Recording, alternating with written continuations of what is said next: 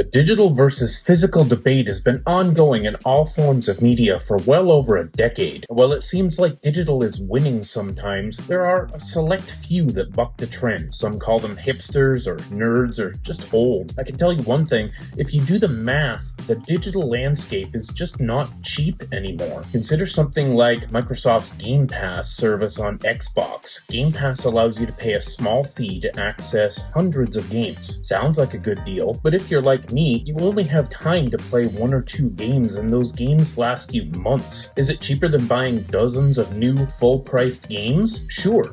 But if you don't have the time to play them, is Game Pass really a deal? Here in Canada, Game Pass Ultimate is over $20 per month. When you add YouTube Premium or your music platform of choice and 3 or 4 video services like Netflix, Apple TV, Disney Plus, Prime Video, and then maybe a subscription to Adobe or Midjourney or a sports app, your list of rented services can easily top $200 per month. And this is on top of the money we pay for internet and data services and device payments to access all this content. But it's better this way, right? This is the future. This is the best way to have complete control over our TV, games, music, comics, all our media.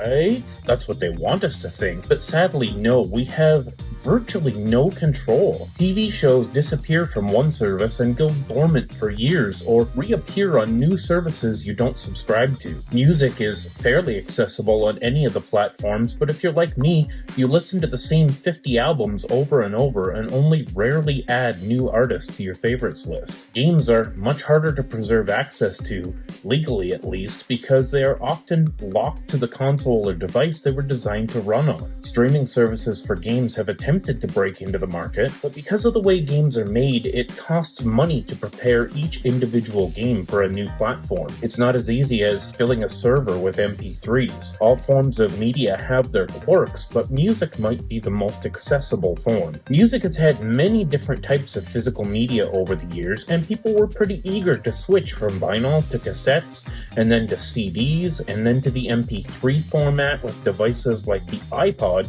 leading the way into the digital future. And yet even that, in hindsight, was superior in many ways to what we have today. With a dedicated offline MP3 player, you put your favorite music onto it and you listened. You bought songs on iTunes for 99 cents and you owned them forever. Or you pirated them on LimeWire or Kazaa and you still had them forever with no ongoing costs. Today, every single thing in your life wants a monthly commitment from you. Amazon wants me to subscribe to cereal and coffee and AA batteries.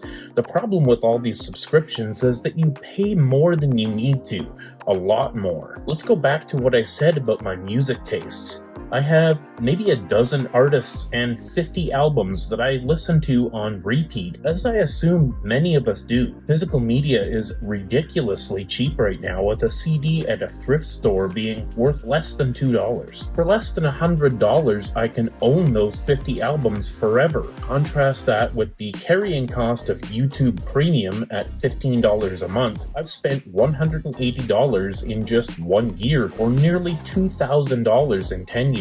Sure, I'll want to add new music here and there, but how much, even at $20 for a new album, would I have to buy to equal that $2,000? Keep in mind, this is exactly what these corporations want, to keep you hooked forever, not just 10 years, but for life. Assume you are spending $150 a month on all these services over the next 30 years, that's $54,000.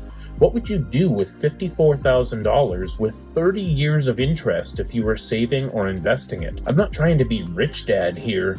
Do what you want with your money, but it's clear that this system is broken. A few months ago, I bought this cassette Walkman at a yard sale for $5. I've always loved retro tech and I like messing around with it. I found a good pair of over-the-ear wired Sony headphones for $20 on Amazon and began thrifting for tapes. Now, the sound quality of cassettes is similar similar to old school AM radio. There's white noise in the background, and tapes can degrade, causing distortions and popping noises. However, while this is not the greatest way to listen to music, like AM radio, it's perfectly fine for the spoken word. I pay $16.99 per month for my Audible subscription, a service that allows me to choose one audiobook per month that I supposedly own forever, and have access to a smaller library of free titles that I can access as long as I'm subscribed. But there are thousands of audiobooks and audio dramas on cassette, and they can be found at thrift stores or on eBay for only a couple dollars each. I just bought 7 Star Trek audio dramas for $50 on eBay, which is about $7 each, or half the cost of one book on Audible. Not everything is about money. Convenience matters too, I get it, but there are more benefits than just the money. Increasingly, people are looking to unplug from the tidal wave of information that is overwhelming us and monopolizing our time. Screen time is a major concern for people who have found themselves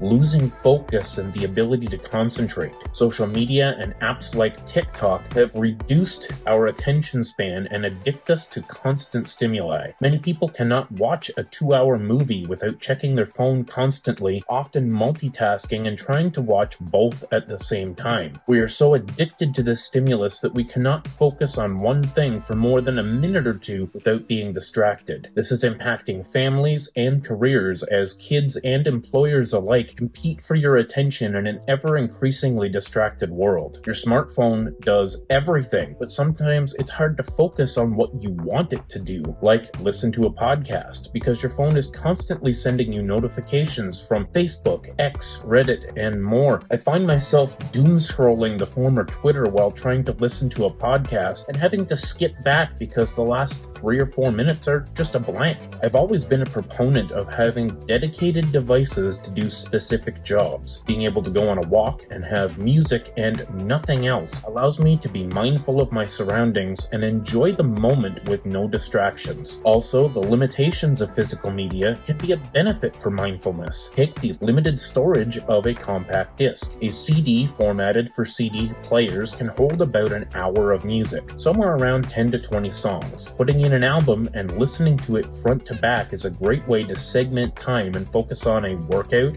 or a walk or 45 minutes of focused cleaning or cooking around the house. Cassettes are divided into sides, having 20 to 30 minutes of content on each side, and can be a great way to mark waypoints in your content. If your audiobook is on 6 tapes, you have 12 segments that you can plan around. Budgeting your time to accomplish something, even if it's just 20 minutes of peace and quiet before bed. Add to this, there is a quality to the experience of physical media, a ritual of opening a case, handling the tape or cartridge or disc that somehow makes the experience feel more significant. I find when I have a large library of digital items, I spend more time deciding what to consume and less time consuming it. We've all had that Netflix paralysis of scrolling through the Netflix menu for 45 minutes and not finding anything to watch. This problem is very noticeable with modded game consoles. I just bought a couple of physical 3DS games recently because although I have 2 modded 3DSs, I found another console in the closet that was unmodded, and it was so refreshing to have a clean, fresh start without the clutter of the 100 games on the dashboard. The mindfulness of buying a physical game and putting it in the console makes it much easier to focus on the game and not be distracted by the 99 others looking back at you every time you open it up. So let's take a look at some of the stuff we've left behind. Here we have a classic portable cassette player. Most people call it a Walkman, but Walkman is actually a brand name owned by Sony. I'm actively trying to find one of those iconic yellow sports Walkmans for my collection, but this little black unit works exactly as it should. It was pretty much in mint condition when I found it. As I mentioned earlier, cassette is not the best format for sound quality. I tend to use this little machine for audiobooks. You can see here several of the great hidden gems I've found thrifting over the years. I'm particularly loving exploring the expanded worlds of franchises like Star Trek, Star Wars, and Doctor Who, Retraining, and many of these dramas are unavailable on current platforms or prohibitively expensive on platforms like Audible. Many of these abridged books are less than 2 hours long, and finding them for $3 at a thrift store is just better, even with lesser audio quality, than paying $15 to $20 for each of them digitally. Speaking of the iconic yellow Walkman, here is a beautiful Sony Sports Discman I picked up on eBay.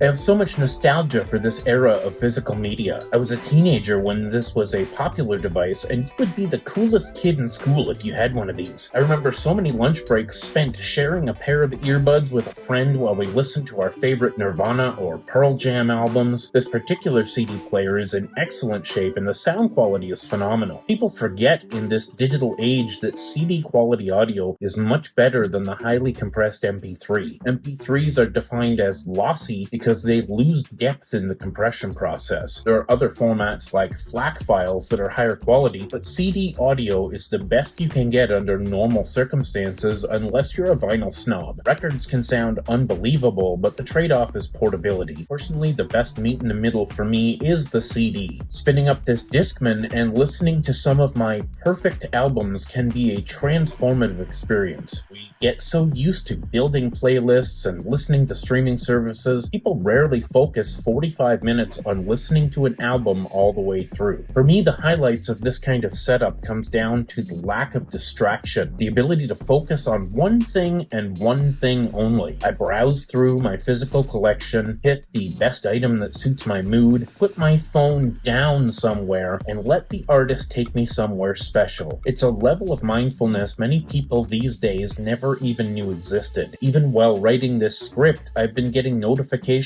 from Threads, X, eBay, and more on this iPad, making the creative process far more difficult. I've taken to putting my devices in airplane mode when I need to focus on something. You wouldn't believe the panic it causes people when they can't get a hold of me, but I need to step away from this constant stimuli and regain my concentration. I used to read at least a book a week, and for the last 10 years, I've not even been able to read a few pages without getting distracted. Now I've taken to shutting everything off and reading 2 or 3 comic books for half an hour just to retrain those brain muscles. Maybe I'm just an old man, but losing these skills bothers me. Physical media and dedicated devices allow me to push back against a world that is trying to drown me in information, and for me, that's a good thing. Feel free to comment down below what you are doing to take back your attention span. Thanks for watching. If you made it to the end of the video, you are a champ. Stay classy, folks.